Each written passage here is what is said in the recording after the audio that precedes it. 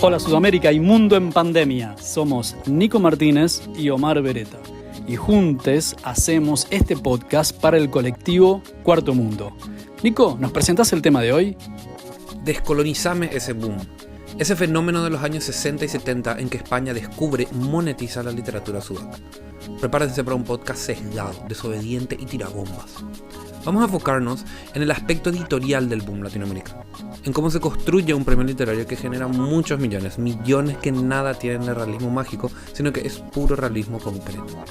Y gracias a las nuevas herramientas que nos aportó la teoría queer, vamos a ver qué hay detrás de un boom de escritores varones blancos con bigote y cómo impactó el boom en la manera en que contamos nuestras historias hasta nuestros días. Gracias gigantes a Fernando Lavís, de la mítica librería y disquería Sibals de Argentina, gran amigo de la casa que propició este diálogo que tuvo Omar con estudiantes de letras de la Universidad de Vanderbilt de Nashville, Tennessee. Les presentamos España y las letras latinoamericanas, una mirada sudaca sobre la segunda conquista de América.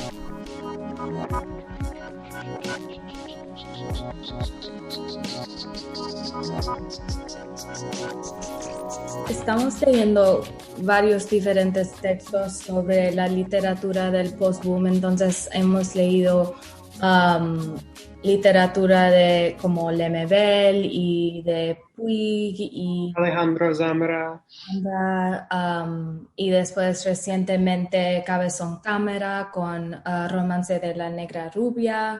Sí, leímos mucho sobre la literatura queer y sobre los conceptos postcoloniales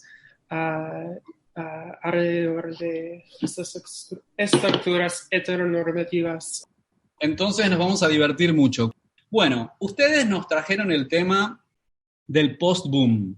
Para entender qué es el post-boom, tenemos que entender qué es el boom, ¿no es cierto? Este post-boom tiene como un nombre maldito porque no se comprende, está pegado o está tagueado a ese fenómeno anterior que se llamó el boom.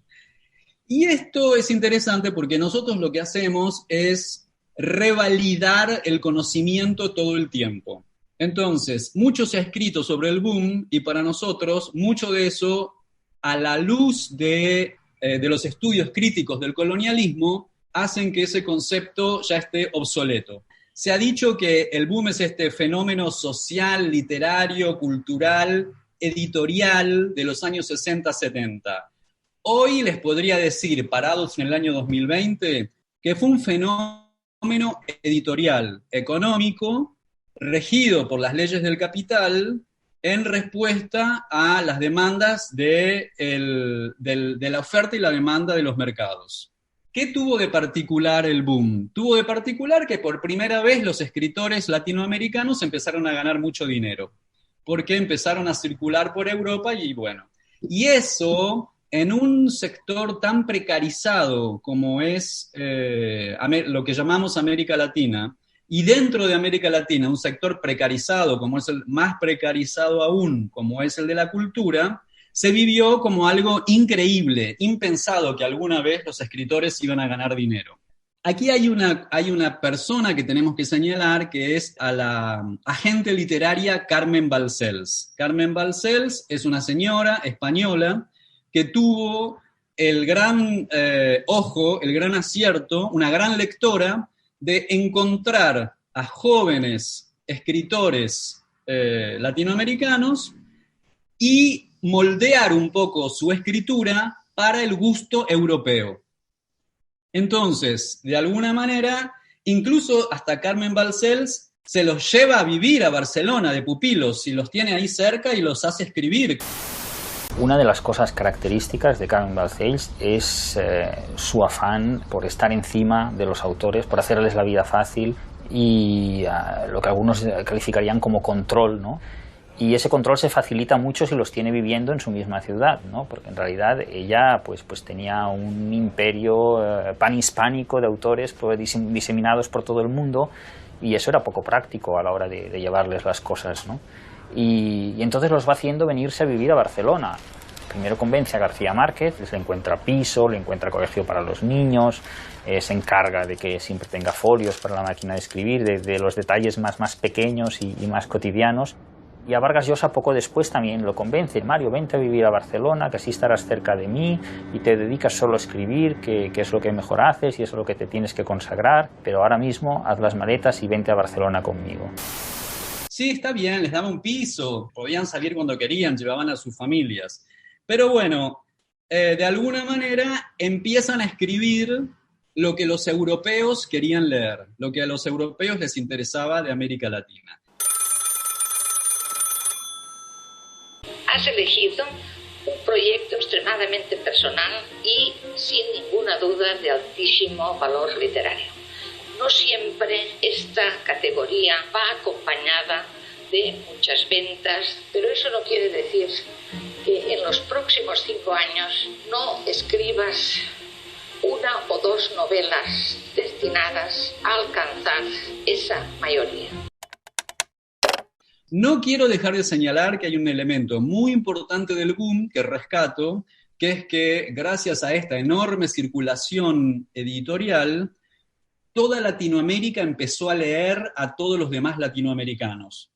Antes, si yo estaba en Argentina y había un chileno que escribía una novela, yo tenía que esperar que alguien viaje para traérmela. Pero no, o de Colombia me la mandaban por correo un amigo o me la prestaban, pero no estaba en librerías. Entonces, esto sí tuvo el boom que fue de poner a circular, así como un beneficio secundario, digamos. Pero bueno, antes de entrar en colonialismo, ¿no? ¿Quiénes son los nombres más famosos del boom? Bueno, hay distintas formas de clasificarlo, pero se lo menciona a Julio Cortázar. Bueno, Julio Cortázar en 1951 se muda a París y en 1981 se hace ciudadano francés. En el medio de eso escribe Rayuela, que es una novela francesa. Entonces, Cortázar, ¿es un escritor argentino? ¿Es un escritor latinoamericano? No sé, es un escritor francés que en Francia escribió una novela que cayó re bien en Europa, ¿no? Y que, claro, nosotros con nuestro inconsciente colonial capitalístico, como diría la intelectual brasileña Sueli Rolnik, compramos, porque si viene de Europa, y encima un argentino que le fue bien en Europa, es el sueño dorado. ¿Quién más? Gabriel García Márquez vivió algunos años en Europa, después se fue a vivir a México hasta que se murió. Y nos da el realismo mágico, y ya vamos a hablar del realismo mágico. Carlos Fuentes es uno de los que más me gusta, que tiene algunas novelas así de crítica que están bien, pero era profesor de literatura en Columbia y en Harvard. Ustedes son estudiantes universitarios de una universidad estadounidense. Ustedes saben los arreglos, los compromisos, los acuerdos, las promesas que un profesor tiene que hacer para lograr tener una cátedra. No hay independencia intelectual. Hay una ilusión de independencia intelectual, pero no la hay. Entre los alumnos y la universidad, el profesor siempre va a elegir a su empleador, porque estamos en las reglas del capital, que es la universidad. Y finalmente, ese cachivache que es Vargas Llosa, que es un premio Nobel español, porque no se olviden que cuando Vargas Llosa gana el premio Nobel, ya se había hecho ciudadano español hace mucho. No sé, La ciudad y los perros es una linda novela con crítica social. Yo creo que si tuviera que leer una novela de Vargas Llosa, leería esa. Pero bueno, después es como dice Sueli Rolnik, pierde su brújula ética. Él se vuelve de derecha, trata de ser presidente del Perú en una elección contra Fujimori. Está muy bien, ojalá hubiera ganado Vargas Llosa, pero era una elección donde concurrían 2 candidatos de extrema derecha. Vargas Llosa, que era de extrema derecha, rancio, pretendidamente aristocrático, sabemos que no hay aristocracia en América del Sur, pero bueno, pretendidamente, y Fujimori, que era otro señor de extrema derecha, pero apoyado por el narcotráfico. Obviamente ganó Fujimori, pero entre 2 candidatos de derecha, esa no fue una elección muy feliz para el pueblo peruano. ¿Dónde están las mujeres? Este boom es bastante un boys club, ¿no? Así como un clubcito de varones. Por ahí en los bordes está Elena Garro y está Clarice Lispector, sobre todo, a quien rescato así como superlativamente, quizás la mejor de todos y de todas y de todes, pero fueron personajes que estuvieron ahí orbitando alrededor de estos muchachos, que eran todos señores blancos, patriarcales, heterosexuales y de crianza católica. ¿Es latinoamericano eso? Entonces, ¿qué les dije? Que Cuarto Mundo se aparta de los regímenes de producción de conocimiento académico blanco, heteronormativo, canónico, que básicamente es la universidad. Sí nos interesa mucho hablar con estudiantes universitarios, como ustedes, porque nos interesa la capacidad de interpelar que ustedes pueden tener a estas organizaciones de producción de conocimiento. Y creo que también alentarlas a aprovecharse de ese sistema, pero también en su momento ayudar a hacer implosión de ese sistema. Hay un trabajo que está online en PDF libre, que es la tesis de doctorado de Francisco de Godoy, que es un curador, doctor en arte, chileno, que vive en España, que se llama La exposición como recolonización. Ahí hay una mirada bastante interesante de lo que fue el fenómeno del boom y qué relectura le podemos dar en el siglo, ahora, en el siglo XXI, ¿no? Lo que cuenta Francisco de Godoy es que ya en 1975, que estaban terminando el periodo del dictador Franco, que había derrocado a la República Española para volver a instalar un reino, ya sobre el final del franquismo decadente, un poco aislado internacionalmente, España soñaba con una América española, ¿no? Con el pasado de esa América española. Godoy tiene una teoría que es que dice que el arte latinoamericano fue raptado, fue secuestrado por los españoles 500 años después de la conquista. Y no lo hicieron solos, contaban con el hambre de los artistas latinoamericanos que querían entrar al circuito internacional. Y entonces se empieza a formar en todos los ámbitos del arte y especialmente en la literatura esta imagen estereotipada o espectacular del hispano. Godoy ahí, que él lo habla especialmente sobre los museos y sobre las exposiciones sobre latinoamericana en España, él habla de estos dispositivos de exhibición y estos supuestos centros que fijan una situación totalmente en contra de la idea rizomática de un devenir permanente que no se puede clasificar, y de esa manera exotizan y folclorizan lo otro bajo la mirada metropolitana. El trabajo que hacemos nosotros es intentar desmantelar toda esa fijación, folclorización y fetichización de lo exótico que Europa hizo respecto de América Latina.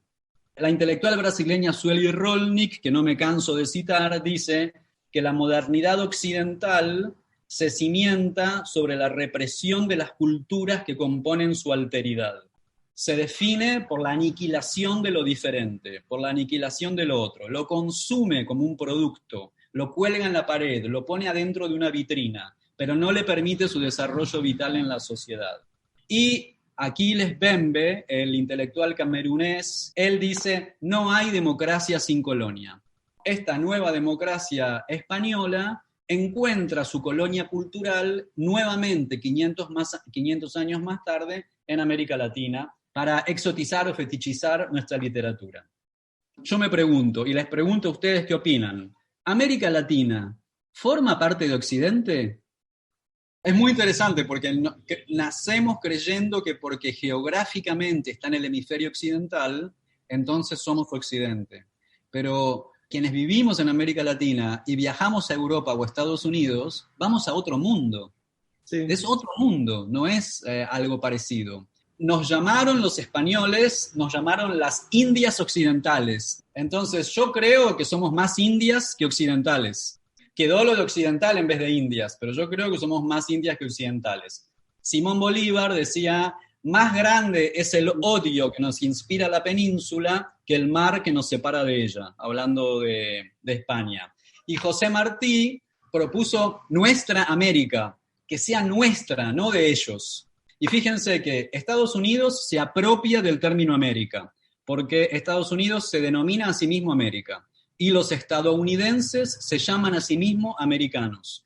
El resto de nosotros, y somos Hispanoamérica, Latinoamérica, Panamérica, estos territorios que ocupó España, que llamamos Latinoamérica. Si no somos latinos, o sea, el llamarnos latino está dejando afuera a todos los pueblos originarios y a la diáspora africana. Entonces, ¿quiénes somos, no? Y parte de la herida colonial es todavía no saber qué somos. Los movimientos indigenistas y anticoloniales empezaron a llamarnos Abya Yala, que es un concepto precolombino que en lengua cuna significa tierra en plena madurez. Para redondear esta idea y hablar en contra del boom y de la exotización del boom y que quedó sujeto a las normas del capital y de la oferta y la demanda, no se olviden que en España organizaron tres zoológicos humanos en el Parque del Retiro de Madrid. En una oportunidad llevaron 150 indígenas Ashanti, en otra oportunidad llevaron 30 indígenas Inuit, y en otra oportunidad 45 nativos de Filipinas para lo que construyeron el Palacio de Cristal.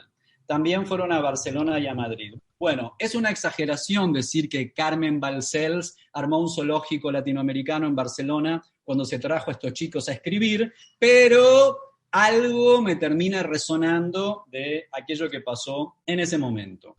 Bueno, el boom nos dejó el post-boom.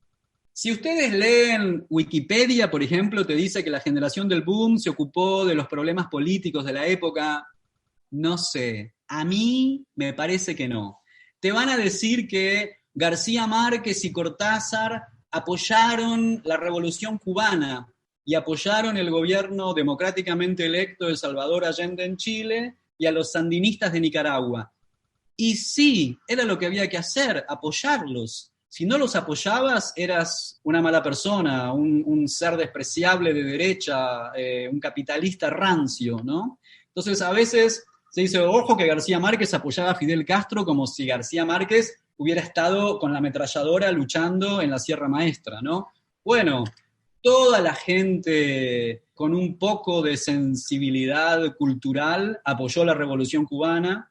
Al gobierno de Salvador Allende no es que era una gran hazaña apoyarlo, ganó las elecciones democráticamente en Chile, que después fue volteado por el régimen genocida de Pinochet, apoyado por los Estados Unidos y por Henry Kissinger, y bueno, también el tema de los sandinistas en Nicaragua. Bueno, ¿quién es el post? Estas clasificaciones son siempre raras, ¿no? Porque los distintos escritores van fluyendo, algunos se puede decir que tienen algunas obras tempranas en el boom y otras en el post, como por ejemplo es el caso de mi querido amigo Vargas Llosa, que no me cae, ya se habrán dado cuenta que no me da mucha simpatía. Pero bueno, nosotros rescatamos todo lo que sea feminista, no heteroconforme e interseccional. Entonces, nos interesa Manuel Puig. Hay una ruptura enorme si uno camina desde Gabriel García Márquez hasta Manuel Puig. En Manuel Puig vemos una persona que, si se quiere de alguna manera, instala lo queer como deseo. Acá empieza a aparecer un deseo que no sea el de la heterosexualidad obligatoria. De alguna manera se vuelve al realismo y el músico fantástico e intelectual brasileño Caetano Veloso dice, ya Sudamérica tuvo demasiado realismo mágico, lo que necesitamos es un poco de realismo concreto, como un poco de traerle sentido común a nuestras vidas y dejar de ser esa especie. Esto como cuando en las óperas de Mozart él quería que pasen cosas medias locas, las hacía suceder en Italia, en España o en algún lugar del Mediterráneo o en la costa africana, ¿no? En cambio, cuando eran cosas de dioses y de mayor cultura, pasaban en Alemania. Bueno, esto era un poco lo mismo. Cuando los europeos querían leer cosas de amantes desaforados y cosas así, bueno, pongámoslo en América Latina. Hay una reacción al boom que es un grupo que se llaman Mac Hondo, como Mac de McDonald's. Quizás están familiarizados, bueno, como jugar con esta comercialización de Macondo, que es este pueblo mítico de 100 años de soledad. Y esta generación de Macondo es más interesante, me parece.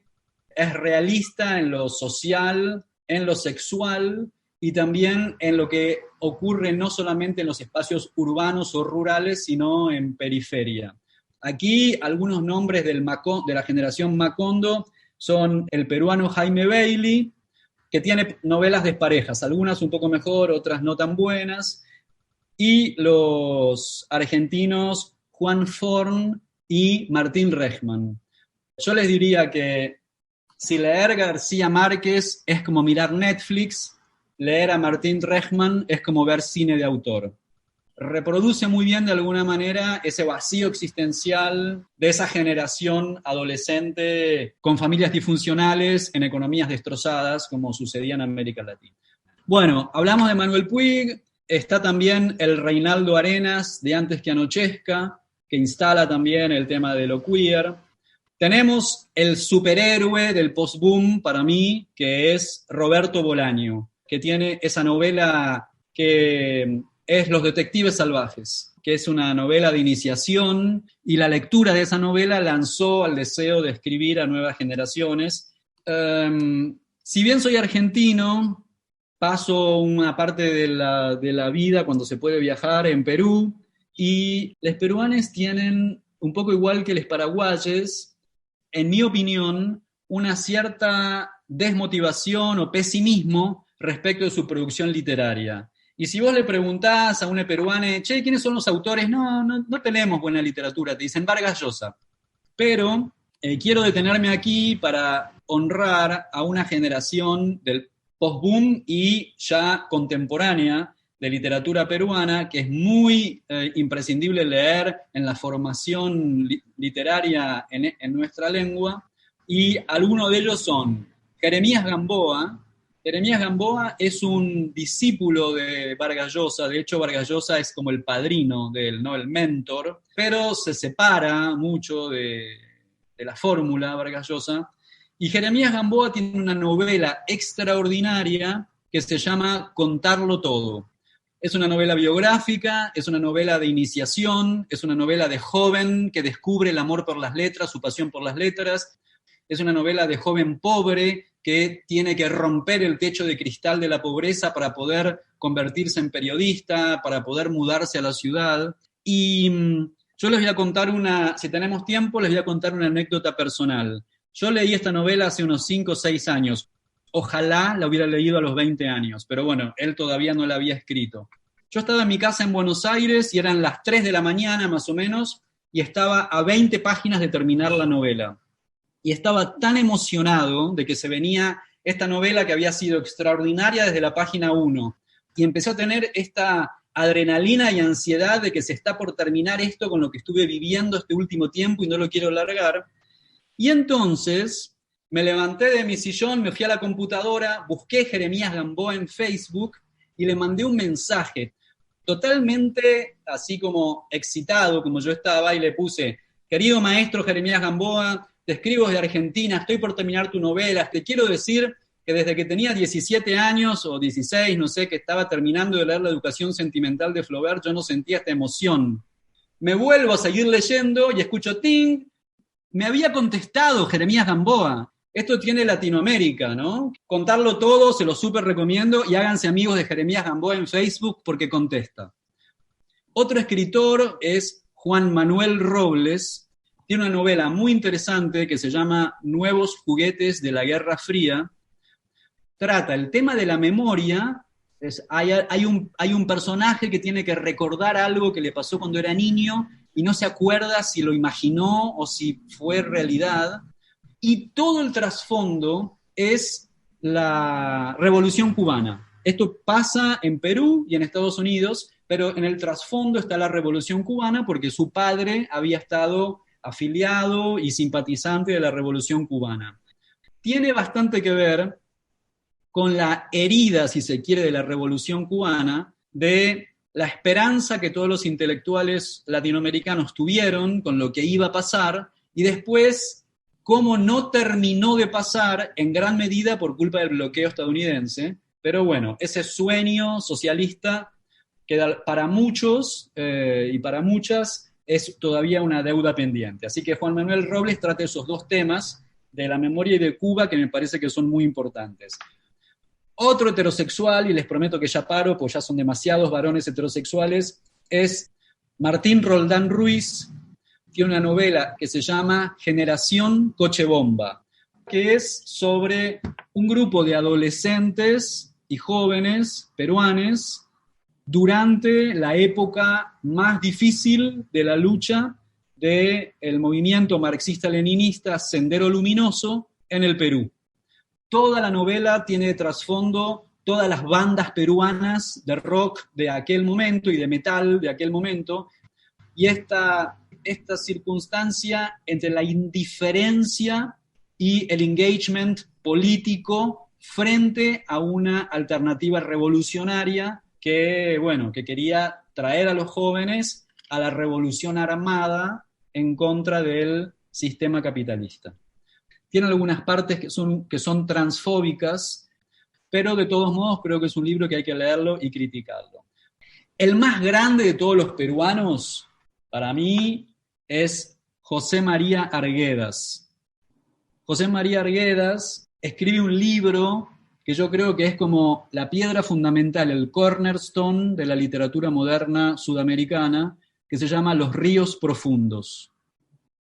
Arguedas era un hombre blanco, peruano, pero su papá andaba mucho por la sierra, como llaman los peruanos a las montañas, y Arguedas desde niño aprendió la lengua y la cultura quechua, y escribió poemas en quechua, y se dedicó su vida, como antropólogo, escritor, ensayista, poeta, a reivindicar la cultura quechua.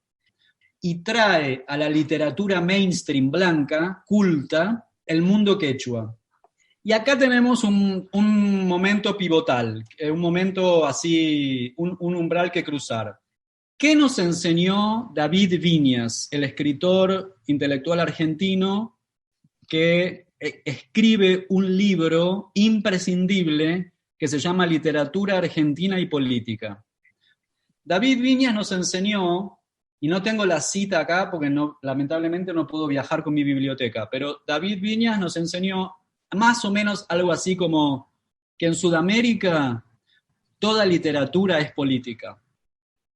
No vivimos en Europa, que hay estado de bienestar y que puedo pintar un cuadro sobre una flor y una manzana. Acá la gente está muriendo. El capitalismo está terminando de hacer un ecocidio. Vamos rumbo a la muerte planetaria. Entonces no puedo escribir poemas al arco iris o a la tarde de otoño. Como mi connacional que me da tanta vergüenza, Borges, que escribe una elegía a la desaparición del lobo gris en Inglaterra. Hermano, estaban desapareciendo personas en Argentina. Y vos escribiendo un poema a los zorros grises de Inglaterra. ¿En dónde vivís? Bueno, nuestra postura desde Cuarto Mundo es que todas las formas de arte son políticas. Y entonces no nos interesa las formas de arte que sean meramente pasatistas, porque creemos que están capturadas por el capital y por las lógicas del capital. Y que llevan a un doble fin de generar ganancias para la industria editorial y de esterilizar el pensamiento de los consumidores. Acá tengo que hacer un pequeño aparte, me avisan si están cansadas, pero por ejemplo, en Perú mucho me recomendaron leer una novela de Francisco Ángeles que se llama Austin, Texas, 1979. Ya que tenga ese título me pareció un poco sospechoso, ¿no? Tipo, ¿qué diría Arguedas? La compré, me la puse a leer. No hay ni una marca del lugar. Está escrita en castellano neutro. Esto es una fórmula de los grandes grupos literarios para poder venderla en toda Hispanoamérica sin tener que cambiarla, porque ustedes saben que hablamos con muy distintos acentos y con muy distintas formas. Entonces, escribir en castellano neutro es una solución comercial, editorial fantástica. Esta novela de Francisco Ángeles está escrita de esta manera y es como una fórmula que puede ser vendida un poco por todas partes. Y acá me voy a tomar el atrevimiento de criticar a una escritora argentina que es un boom contemporáneo, que se llama Samantha Schweblin, y escribe también en castellano neutro, y con los personajes tienen nombres que no existen en Argentina, no entendés en dónde sucede, puede pasar en cualquier parte. Incluso yo cuando la leí por primera vez, pensé que era una traducción al castellano neutro de una escritora estadounidense. Eso, alertar, porque por ahí, por la lógica del capital, se nos viene metiendo esta literatura pasteurizada, que no nos alerta un poco sobre nada, que simplemente nos hace pasar un buen rato, pero que es como mirar Netflix un rato. Antes de entrar a quién es nuestro elenco de autores sudacas que elegimos y que celebramos, quisiera hablarles un momento sobre, volver a hablarles de Rita Segato, que es esta antropóloga argentina que les mencioné hace un momento. Hace una crítica un poco a la situación editorial y una revisión de alguna manera indirecta al boom. Por eso creo que tiene importancia para lo que ustedes están haciendo. Es el discurso de Rita Segato en la apertura de la Feria del Libro de Buenos Aires del año 2019. Es muy importante porque hacía algunos años atrás el discurso de apertura de la Feria del Libro lo había dado Vargas Llosa. Entonces hay un cambio muy importante en ahora tener a Rita Segato dando esta apertura. Y Rita Segato, que tengo acá algunas notas, ¿qué nos dice? Un poco funda los principios de nuestro colectivo. En ese discurso ella dice que para el patriarcado, el capital y los monoteísmos fundamentalistas hay una única verdad, una única forma del bien, un único Dios, una única forma de futuro y una única forma de justicia, que son de esta manera excluyentes. Y esto, por supuesto, deja fuera todo tipo de disidencias. Y entonces ella sigue avanzando y dice: y así llego a la otra evocación inevitable al preparar esta incómoda conferencia, es el malestar que me causó 36 años atrás el discurso de García Márquez al recibir el Premio Nobel en 1982 y que se llamó su discurso La soledad de América Latina. El recuerdo de ese vago e incomprensible malestar me acompaña desde entonces y solo ahora encuentro el espacio para hablar del mismo ante una audiencia. En aquel tiempo la palabra eurocentrismo ni rondaba mi cabeza, inclusive porque en esos años yo misma vivía en Europa. Veamos, García Márquez me parecía decir que América Latina estaba sola porque Europa no la miraba, no la veía, no registraba su existencia y no la comprendía. Definitivamente me desagradaba, como me sigue desagradando hasta hoy que el subtexto de su discurso indicaba claramente la convicción del autor de que solo en el ojo de Europa era posible que nuestro continente alcanzara su existencia plena. ¿Será que un ser para otro es nuestro destino? Sería problemático porque para ser para el otro eficazmente es necesario que de ese otro aprendiéramos a ser. Con los años y con los vocabularios a que fui teniendo acceso, ese malestar se fue transformando en conciencia. Es Europa la que está sola. Se mira en el espejo narcísico de sus museos, pero carece del verdadero espejo, el que puede ejercer resistencia y mostrarle sus defectos, pues esos objetos no pueden devolverle la mirada. Europa carece de ese potente utensilio femenino que es el espejito de la reina mala de los cuentos. No ve su defecto en el reflejo que podrían brindarle los ojos de los otros, porque al otro lo tiene solamente atesorado en la vitrina de su poder colonial. Nosotros, según García Márquez, necesitamos vernos en el ojo de Europa, en los libros de Europa, para no estar solos. Sin embargo, no registra que Europa siquiera percibe su soledad que la ha ido llevando lentamente hacia una decadencia de su imaginación creadora, la que en otro tiempo nos deslumbró y también a un tedio insoportable.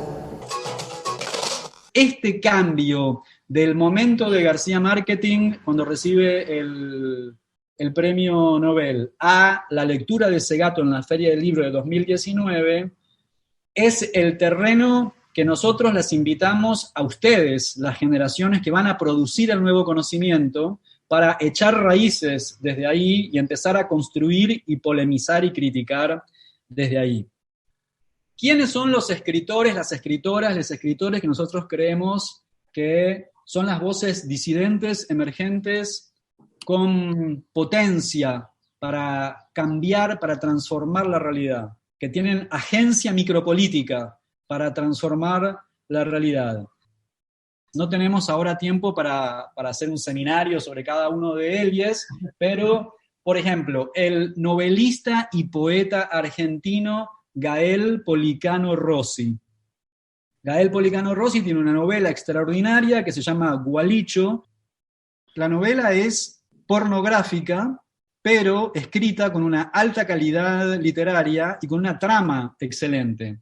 El gran editor y poeta argentino Mariano Blatt nos decía: ¿viste cuando ves un video porno y decís, está muy bien, lástima que la trama, ¿no? Gualicho tiene eso, es como una novela pornográfica escrita con brillantez literaria. Tampoco tenemos tiempo de hablar del post-porno acá, pero también estamos colonizados y colonizades y colonizadas por la pornografía blanca, occidental, que da estereotipos de belleza que no son... Pero, sin embargo, mi inconsciente se va intoxicando con esta fetichización, racialización, estigmatización de los cuerpos.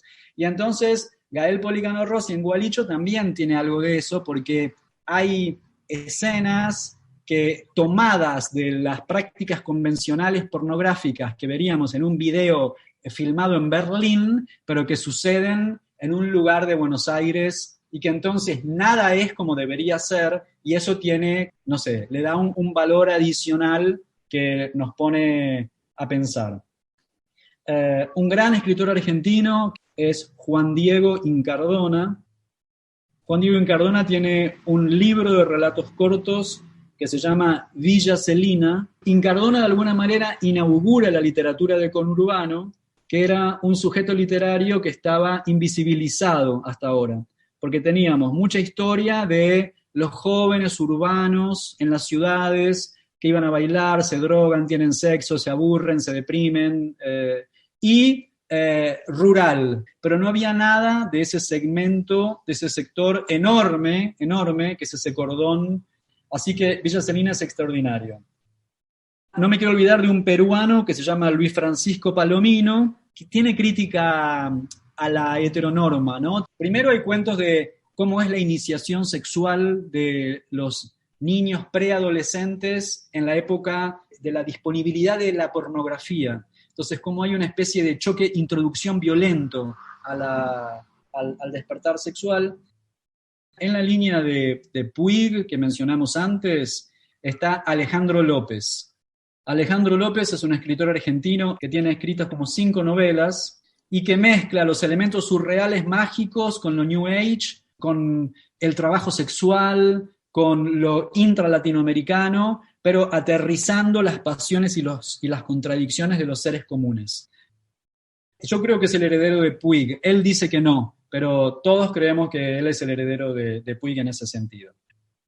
Bueno, les mencioné a Mariano Blatt. Mariano Blatt, además de ser un gran poeta, es un gran editor. Él es miembro de la editorial Blatt y Ríos, y junto con Fran Visconti tiene la editorial De Parado, que es una editorial queer extraordinaria, maravillosa, que también se los recomiendo. Hay un grupo de poetas que son músicas y músicos, y que todos ellos tienen podcasts que nosotros hemos hecho con ellos, así que lo pueden encontrar en nuestro canal de Spotify. Bueno, M. Eizaguirre es un varón transmasculino que viene de una familia peruana de tradición de música criolla, que hace un trabajo musical fusionando los elementos criollos populares de la música peruana con letras queer.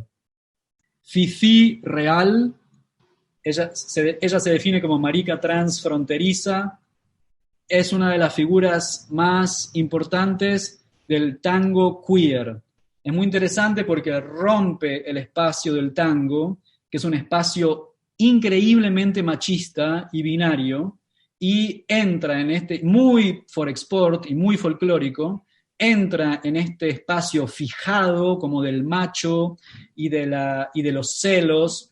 Así que escuchen sus canciones como si estuvieran leyendo poesía y vean sus videos porque realmente es extraordinaria.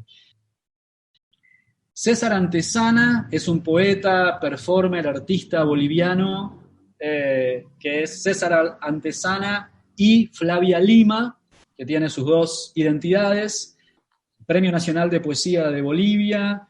Además de todo, es profesor de teología queer.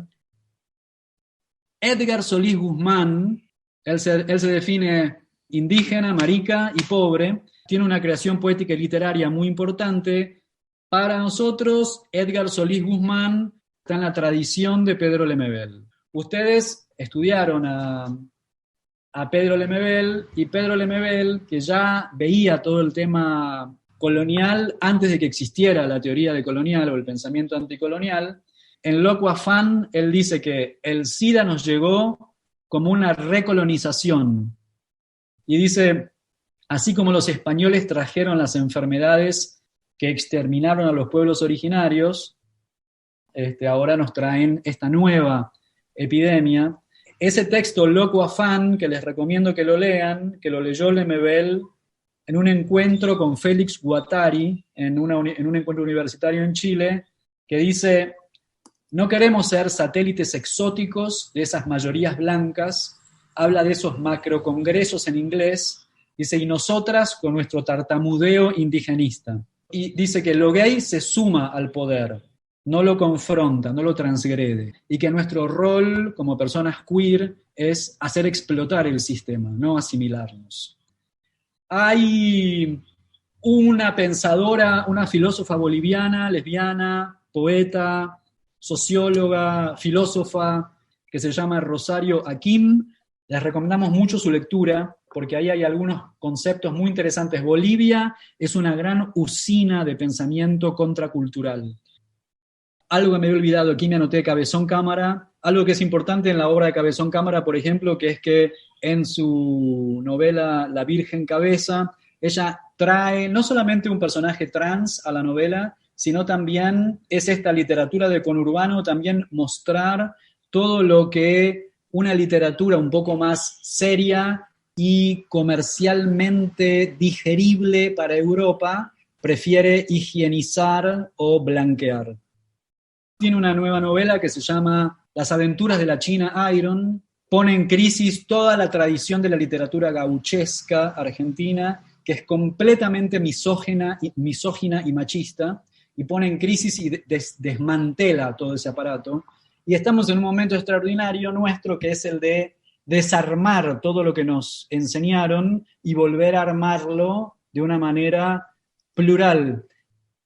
Nosotros solamente estamos estudiando. Lo que hacemos es difundir en forma gratuita todas las voces, y están todas estas personas entrevistadas ahí para que ustedes las escuchen y están todos sus datos de contacto para que ustedes las contacten. Ese es el rol de nuestro colectivo, pero contamos con ustedes, que son los nuevos agentes de producción de conocimiento, para terminar la tarea de desmantelamiento de ese discurso binario, fijado, estereotipado, y poder tener, un proyecto político de mundo que nos incluya a todos, a todas y a todos. Quiero terminar haciendo alusión a las palabras de David Choquehuanca, que es el flamante vicepresidente de Bolivia, que dice que este es el tiempo de la muerte del individualismo, de la muerte del antropocentrismo y del eurocentrismo.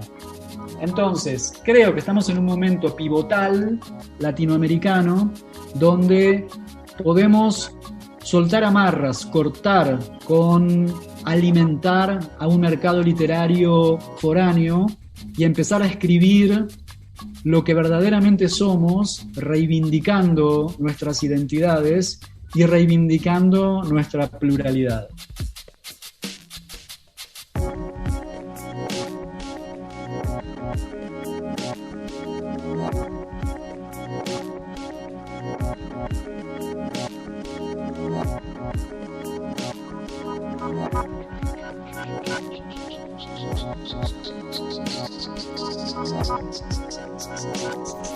Vamos a terminar. Somos Nico Martínez y Omar Beretta, y este es un podcast del colectivo Cuarto Mundo. Seguinos en Facebook y Twitter, @putoelquelee108. Y en Instagram, @censurado108. La cortina musical de nuestro programa es el tema Zona Roja de Mnesis.